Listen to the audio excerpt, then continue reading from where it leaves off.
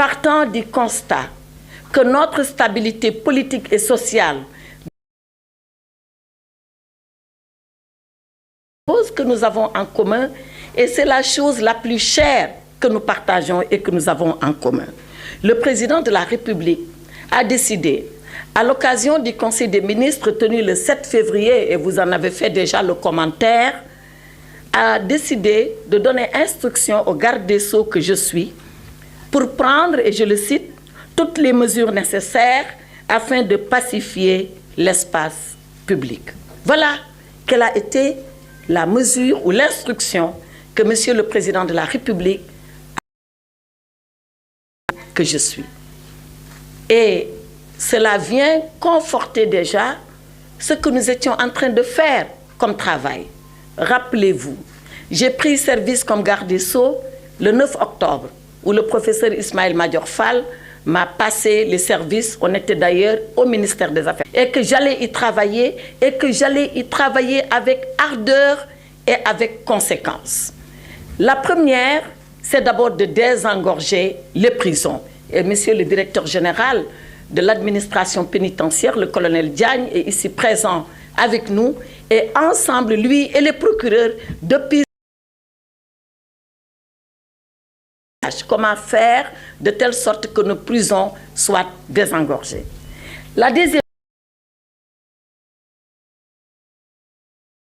les longues détentions.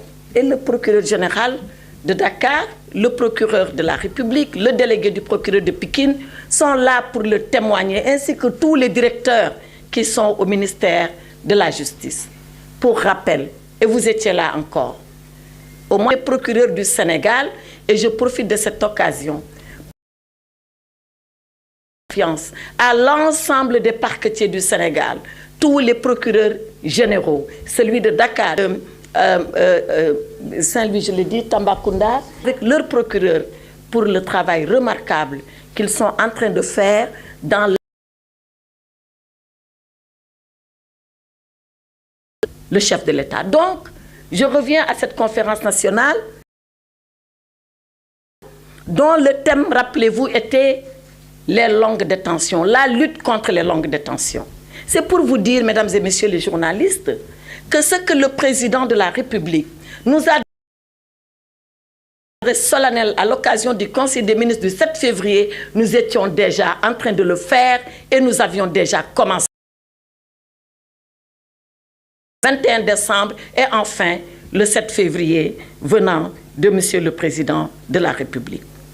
Et depuis lors, bien avant ces libérations auxquelles vous avez assisté ces dernières heures, depuis lors, nos compatriotes ont été libérés.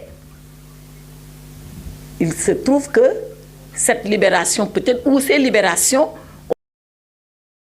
mais depuis lors, nous sommes sur cette cadence de libérer les Sénégalais en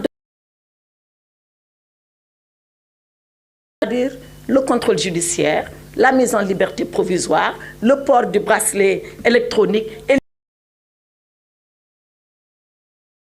déjà condamnés et qu'ils étaient en train de subir la peine de prison qui leur avait été infligée. Donc c'est pour vous dire que la volonté d'apaiser l'espace public est une ancienne volonté. Et autour du ministre El Hadj Momar Samb, mais elle date enfin de façon beaucoup plus solennelle par cette décision de Monsieur le Président de la République lors du Conseil des ministres du 7 février.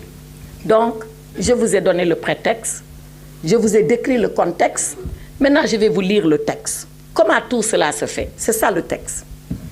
Parce qu'il s'en est trouvé certains pour dire que voilà, nous sommes dans une situation politique, ces personnes avaient été arrêtées pour des raisons politiques, que ce sont même des détenus politiques, et maintenant encore, pour des raisons politiques, on a décidé de les libérer. Cela est faux.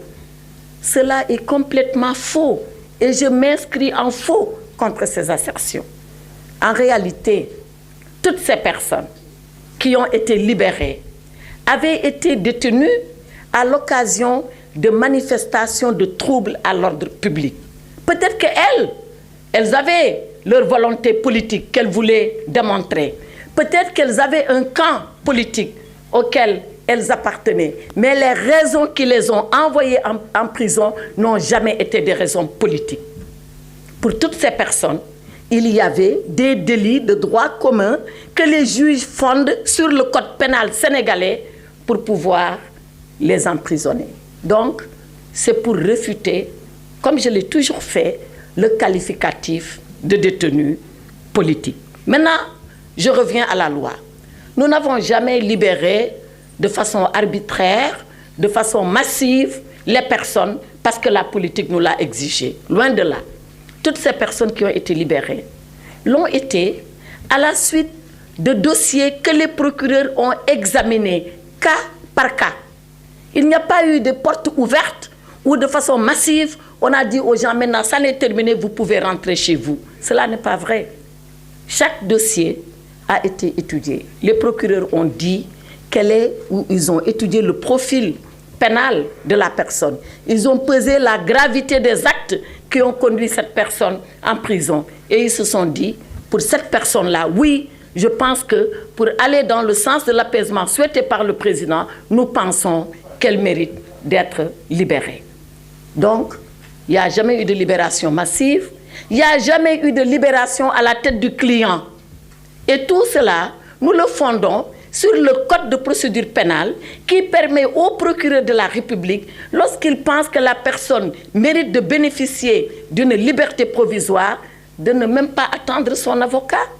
Il peut le faire lui, le procureur. Il est l'avocat de la société.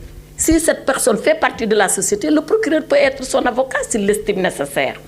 Je le dis parce que j'ai vu quelqu'un dire, moi, mon avocat m'a dit que je pouvais être libéré le 7 mars. Mais on m'a libéré avant. Oui, si le procureur est plus rapide que son avocat, il ne va pas pleurer pour ça, non? Donc, le procureur étudie le cas, il regarde le dossier et il se dit, je pense que celui-là, il mérite d'être libéré. Mais le procureur ne libère pas. Le procureur dépend des instructions, effectivement, que le ministre lui donne. Mais quand on a fini de donner les instructions, à qui s'adresse le procureur? Il s'adresse à un juge d'instruction qui, lui, ne reçoit pas mes ordres. Je ne peux pas. Qui, lui, est indépendant et autonome. Si le procureur lui dit, monsieur le juge, je vous demande la libération de monsieur X, le juge demande, regarde, est-ce que monsieur X mérite d'être libéré? S'il mérite d'être libéré, alors il le libère. S'il ne mérite pas d'être libéré, il dit au procureur, je refuse la demande que vous m'avez adressée. Ce monsieur restera en prison, malgré que vous, procureur, vous l'avez demandé. Voilà comment marche la loi pénale au Sénégal. Et rien de ce qui a été fait pendant ces jours n'est venu en contravention de la loi pénale. Tout a été mis dans le cadre de la loi. Apaisement, oui, mais apaisement en respectant nos procédures, en respectant nos lois, parce que le Sénégal est un État de droit et est un État qui marche selon la loi et qui lui-même est sous le coup de la loi. Donc, comme j'ai refuté les arrestations arbitraires, je voudrais de la même hauteur refuter les libérations arbitraires. Il n'y a pas de libération arbitraire. Chaque libération est justifiée et nous pouvons le faire pour autant que vous le souhaitez. J'ai aussi entendu dire, oui, seules les personnes illustres ont été libérées. On a laissé les anonymes. Une autre affirmation que je voudrais refuter parmi les gens qui ont été libérés. C'est vrai, il y a ceux-là qui sont connus. Et d'ailleurs, c'est pour ceux-là qui sont connus la plupart du temps qu'on parle.